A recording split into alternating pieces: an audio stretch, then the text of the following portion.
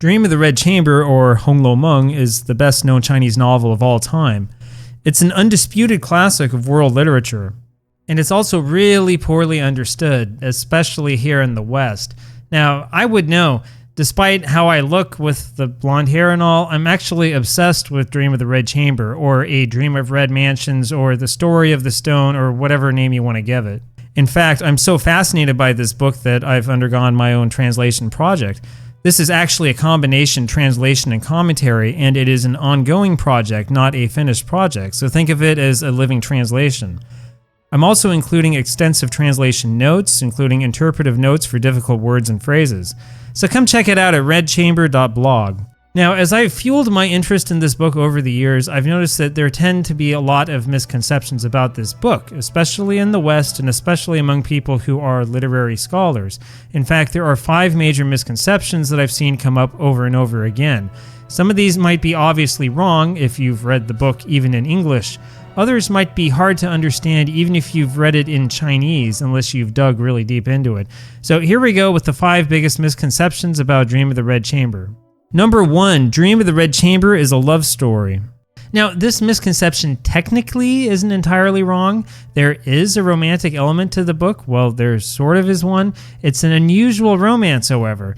One thing is for sure, though, the old claim by some literary scholars that it's China's version of Romeo and Juliet is completely false. If you've read the book, you know that Zhao Baoyu and Lin Daiyu have a romantic relationship.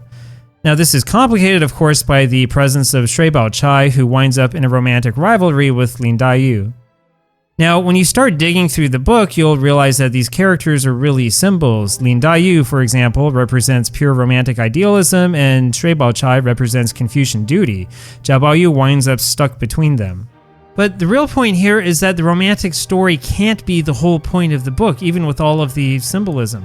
So spoiler alert for you guys, Lin Daiyu dies in chapter 97 of the novel, but there's a problem, there's 120 chapters in all. So it's clear from that alone that the romance and the Lin Daiyu and Zhao Baoyu part is not the point of the story.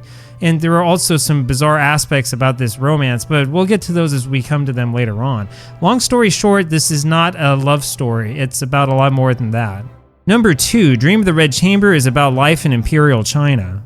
Okay, this one is also kind of correct, but not really. Yeah, it's set in historical China. It's set in an unnamed historical period that's probably a mix of the Ming Dynasty and the Qing Dynasty. But the point of the book is not to tell you a nice story about what life was like in the old days. One thing that even Western scholars struggle to grasp about this book is that it is a subversive criticism of every aspect of the Chinese society of Cao Shuiqin's day. Government officials, such as the notorious Zhao Yucun at the beginning of the novel, are presented not as ideal Confucian gentlemen, but as hopelessly corrupt. Every aspect of society seems to fail the most vulnerable, such as the gentleman Zhen Shirin, whose daughter is kidnapped at the end of the first chapter. There are subtle acts of subversive writing as the book goes on. For example, the chief women in the book, known as the Jingling Shuarchai, are presented as having unbound feet and being extremely well educated. That's something that deliberately flies in the face of the reality of women's life in China in the mid-18th century. Okay, all of this and even more is absolutely deliberate. Cao Shuiqin knew exactly what he was doing, and he did it quite well. Even the poetry in the book contains subversive elements, but to catch that, you kind of have to know where to look and what to pay attention to. Number 3, Dream of the Red Chamber is only for literature scholars. This one is simply not true. It's not true at all.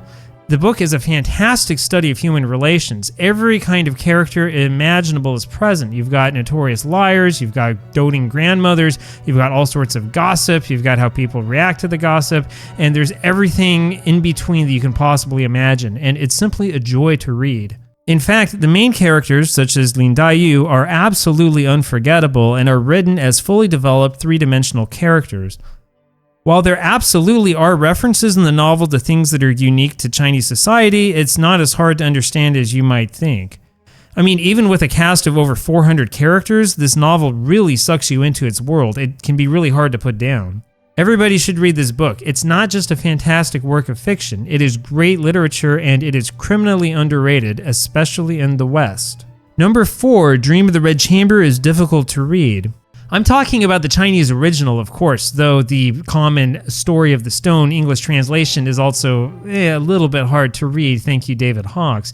Now, granted, to read the Chinese original, you have to, actually be able to read Chinese to have a shot at it. But the truth is that if you have some Chinese, it's actually not that bad. There are occasionally passages in classical Chinese, though they tend to be few and far between. And honestly, they're not quite as bad as some of the other Chinese classic novels. Most of the book is written in Baihua Wen, or the vernacular, and the vernacular language of Dream of the Red Chamber hasn't really changed that much in China in the last 250 years, thankfully. The poems are hard, of course, but if you put a little bit of time into them, they're manageable. Okay, now don't get really excited. Don't think you're going to read this book after studying Chinese for like a month. You probably will get really frustrated. But in all seriousness, if you have a somewhat good foundation in modern Chinese, you can probably read it. There are, as is the case with all the classic novels, a few older grammatical words, some characters used differently than you would think, but it's not that bad. And the cool part is that if you use my blog, redchamber.blog, you will have the tools there you need to understand some of the more difficult passages, make sense of the grammar, and understand some of the vocabulary. Number 5, Dream of the Red Chamber is a religious book. Okay, this one is the most controversial and will probably inspire some of you to argue with me.